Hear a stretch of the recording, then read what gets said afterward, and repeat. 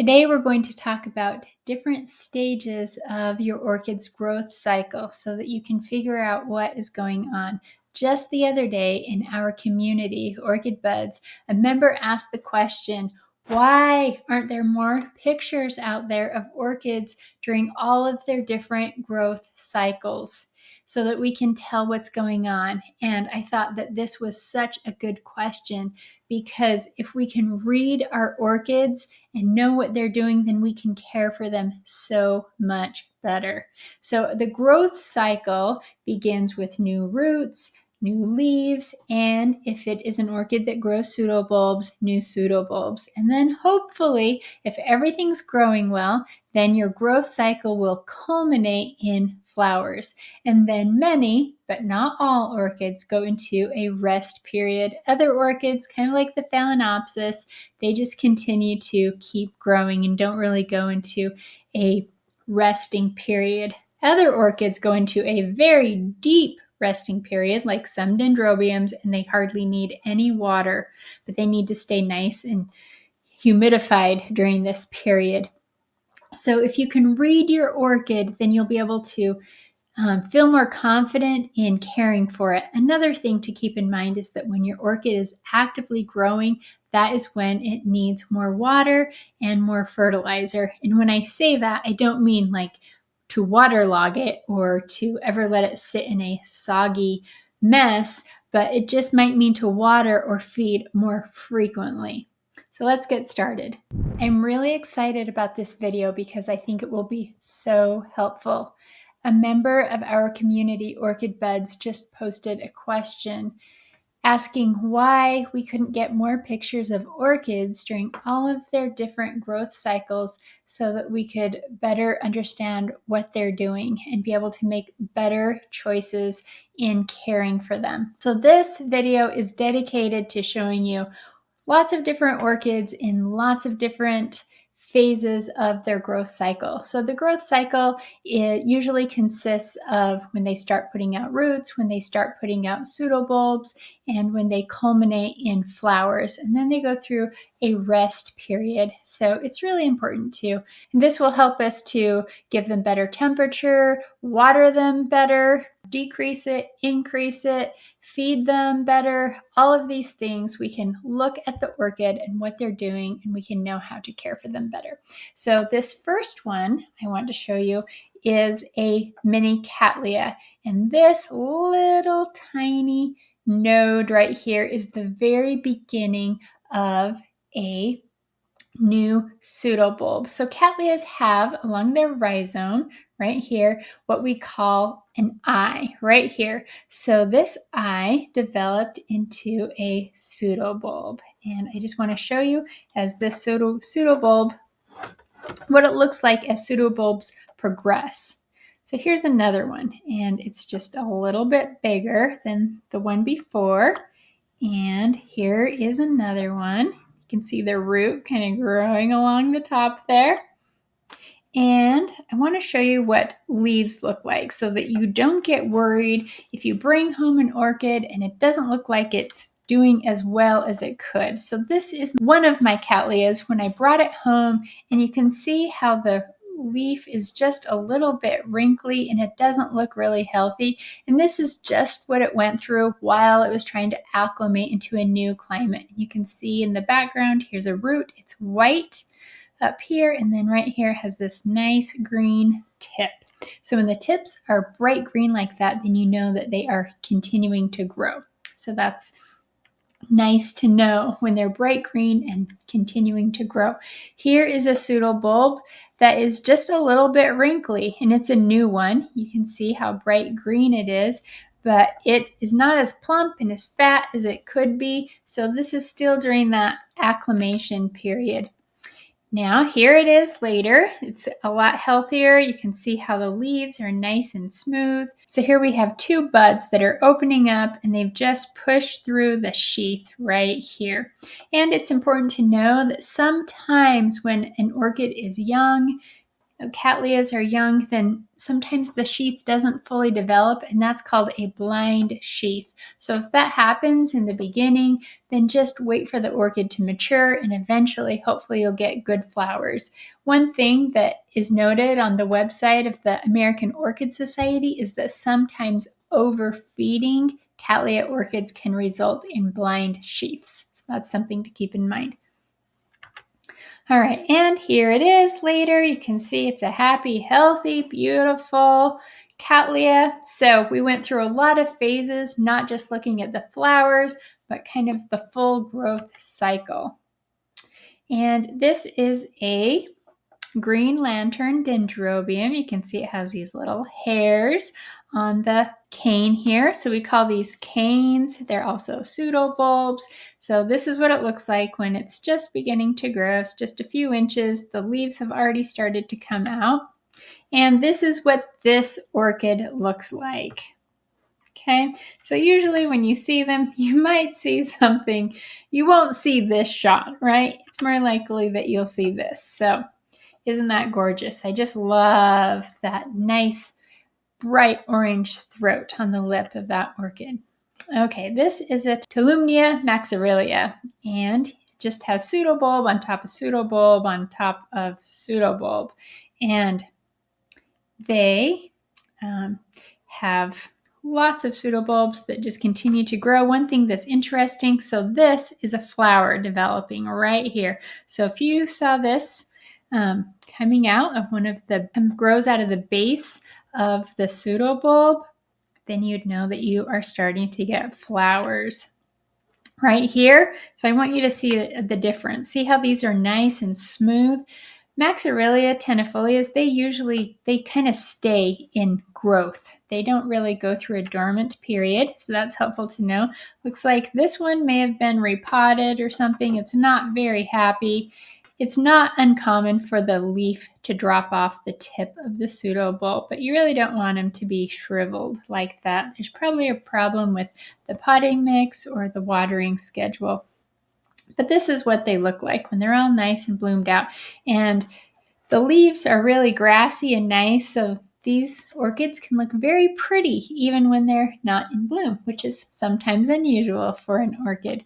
But these have a nice coconut fragrance, and they're very beautiful, and they have a lot of the same growing conditions as a Phalaenopsis orchid. So if you grow Phalaenopsis orchids really well, then this might be another orchid that you might want to consider.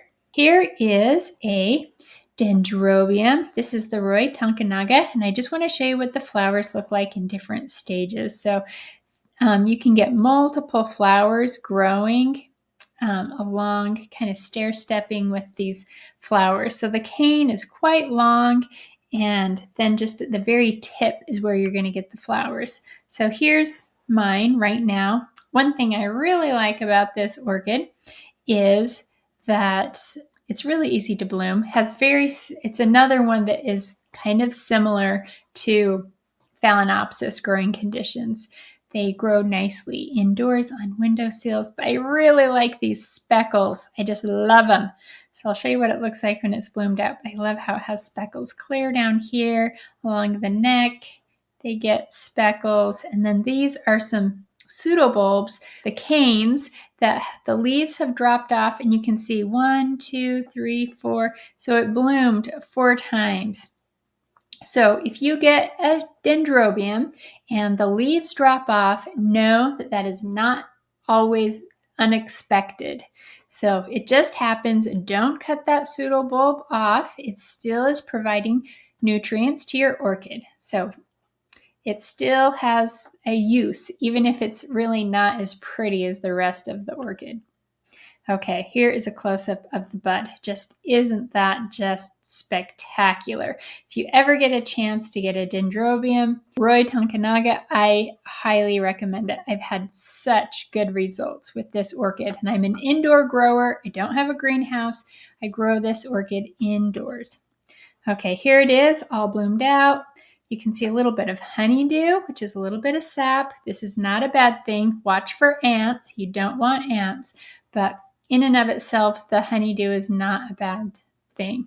That's another thing to watch for. But this is all bloomed out and it's just so pretty. And here it is, the full plant. This is what these orchids look like. Notice that there's a few aerial roots growing along the base, and that is completely fine. Never ever cut off your aerial roots. Just let them do their thing. And okay, here's the Brassavola nodosa.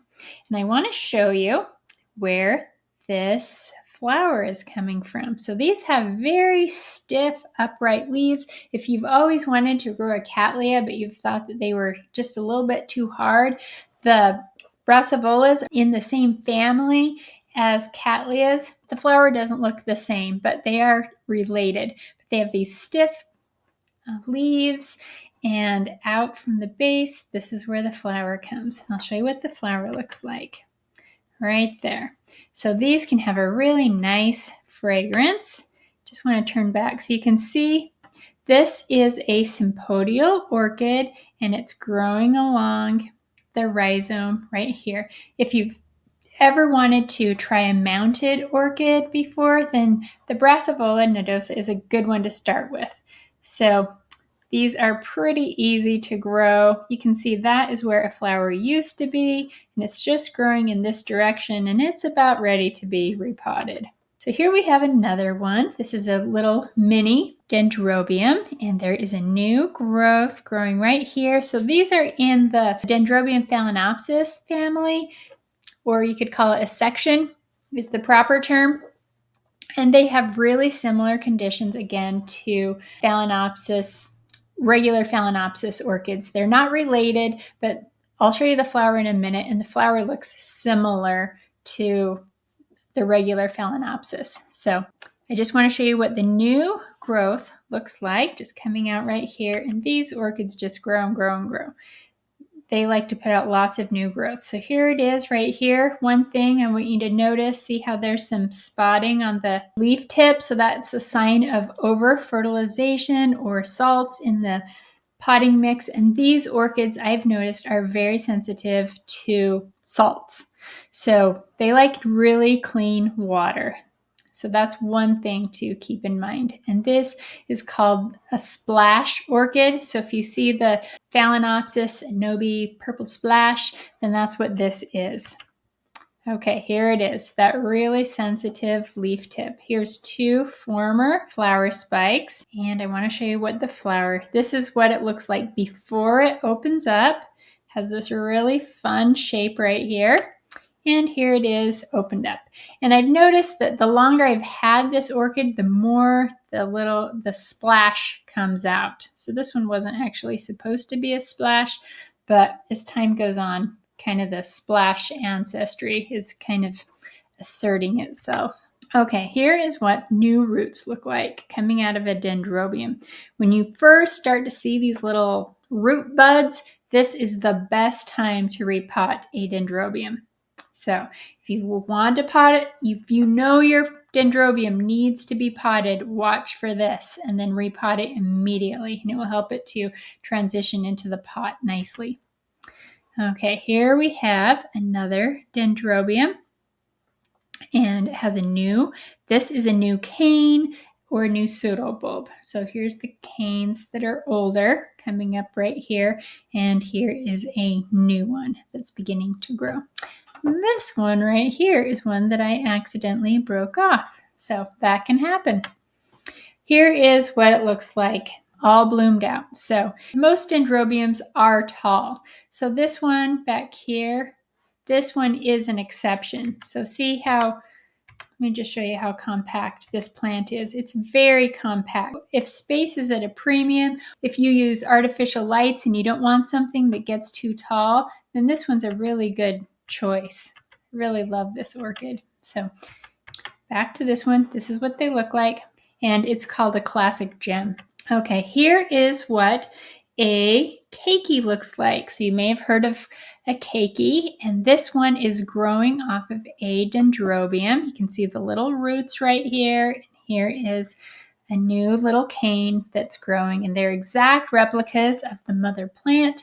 And when the roots get a little bit bigger, you can certainly remove it. You can make a cut here I'm going to cut here and then just pot it up, and it should do just fine. Here is a new pseudobulb coming up from the base.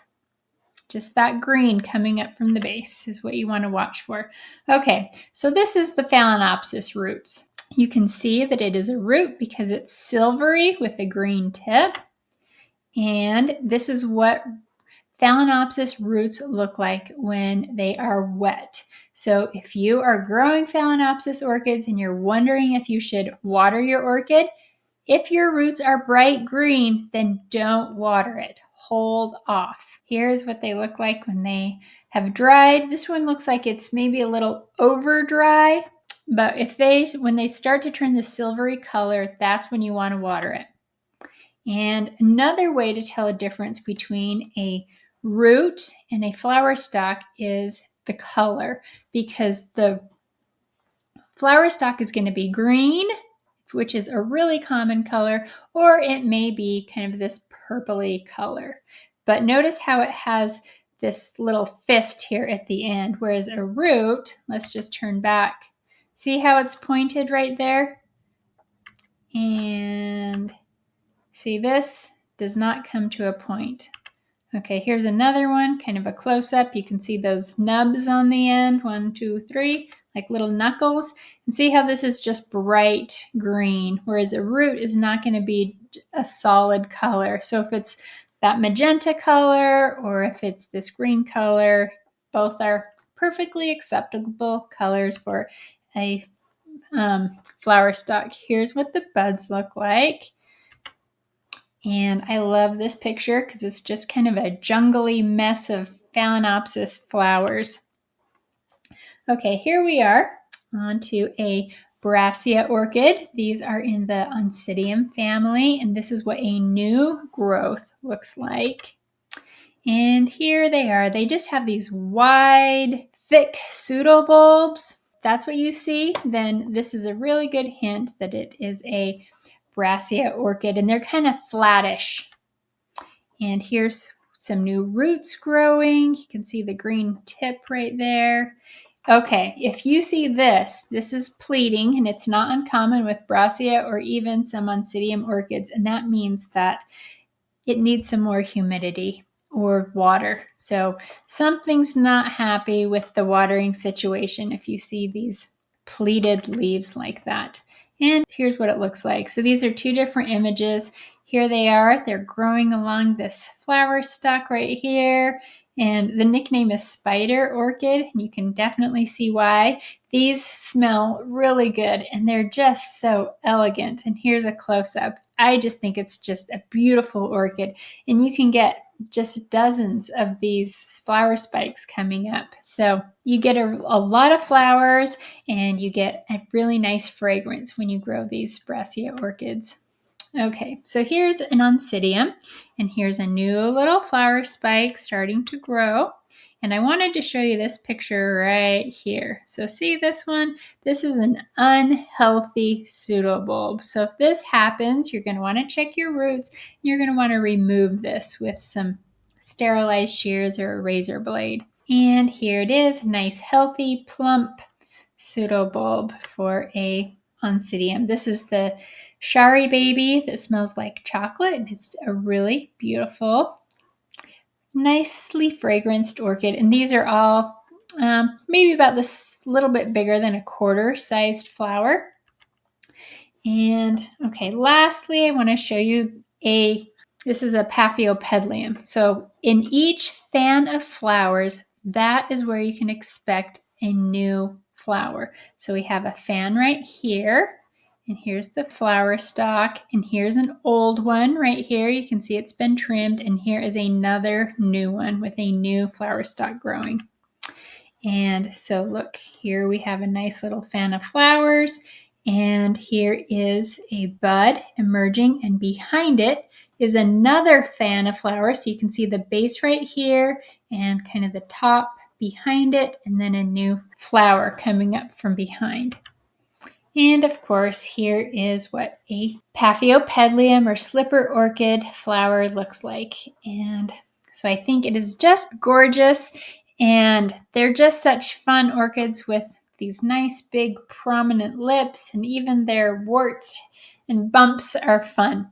Thank you for watching this video. If you found it helpful to be able to help you identify what is going on with your orchids, then I hope that you'll like and subscribe and share this video, and also that you will join our community, Orchid Buds. It is a really fun and kind place on the internet where we grow orchids together. We have classes, we support each other, we post pictures of our orchids and ask questions, and it is just a wonderful place to be. In fact, our community has been recognized by Circle, where we host the community, as one of their very, very top communities. They call it platinum communities. So if you are really interested in growing orchids and want to join us, we would love to have you.